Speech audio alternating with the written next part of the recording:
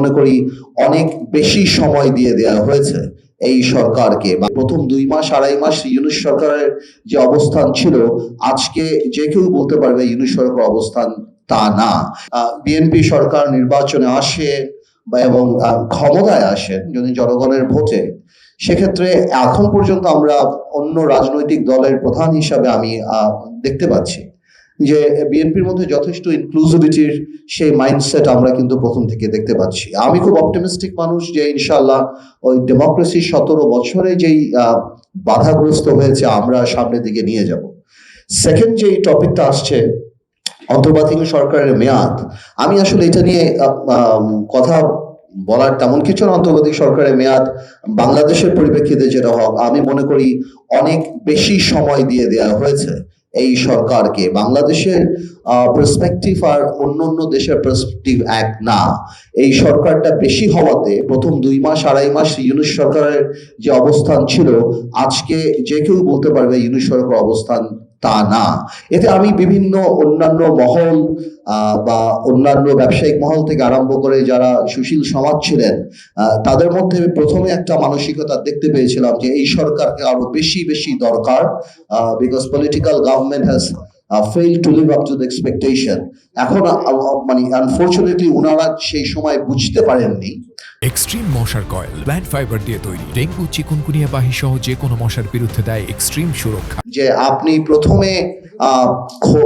প্রথমেই যেই ফেসটা এই সরকারে দেখতে পেয়েছিলেন, যেহেতু ডেমোক্রেসি নেই, যেহেতু অ্যাকাউন্টেবিলিটি নেই, যেহেতু এই সরকার জনগণের সরকার না, জনগণের আমাদের মতো সব রাজনৈতিক দলের সাপোর্ট করা সরকার, এখন কিন্তু ব্যবসায়ী থেকে আরম্ভ করে অনেকেই এই জিনিসটা রিয়েলাইজ করা আরম্ভ করেছে যে এটা যদি দেখুন আমাদের ইকোনমিটা কিন্তু ওরকম স্টেবল কোনো সময় ছিল না।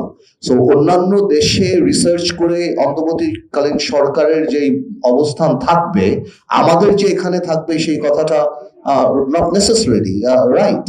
তো আজকে অন্ততপক্ষে বাংলাদেশের অন্যান্য সেক্টর, ব্যবসায়ী থেকে আরম্ভ করে সবাই এটা রিয়েলাইজ করছে যে কোনোভাবেও এই সরকার বেশি প্রলম্বিত হলে, বেশি দিন থাকলে, তাহলে বাংলাদেশের ইকোনমিক অবস্থা একদমই ভালো থাকবে না। তো আমি মনে করি যে এই সরকার, অন্তর্বর্তীকালীন সরকারের যে মেয়াদটা, এটা এক একটা দেশের পার্সপেক্টিভের উপর এক একটা দেশে নির্ভর করে। বাংলাদেশের পার্সপেক্টিভে আমি মনে করি আরো অনেক আগেই জনগণের সরকার করে ফেলা উচিত ছিল বা সেই পথে যাওয়া উচিত ছিল। আরেকটা ইস্যু যেটা আসে সংখ্যানুপাতিক নির্বাচন, এই ব্যাপারে আসলে কথা বলার বা কোনো রিসার্চের প্রশ্নই উঠে না অন্ততপক্ষে অন্তর্বর্তীকালীন সরকারের। এই কারণে উঠে না কারণ এটার আন্ডারলাইং একটা ইল মোটিভ আছে, এবং সেই মোটিভটা হলো এই সরকারের মেয়াদকে বাড়ানো। যখন এই সরকারকে মেয়াদকে বাড়ানোর জন্য শুধু এই সংখ্যানুপাতিক নির্বাচনের কথা বললেই হবে না, এর আগে আমরা স্থানীয় সরকার নির্বাচন চেয়েছি, আরো অনেক কিছু চেয়েছি, বাট আমরা ভালো করেই জানি যে এই সব কিছু, বিকজ সংখ্যানুপাতিক নির্বাচন ভালো কি খারাপ সেটা পরের কথা, but it needs a lot of research.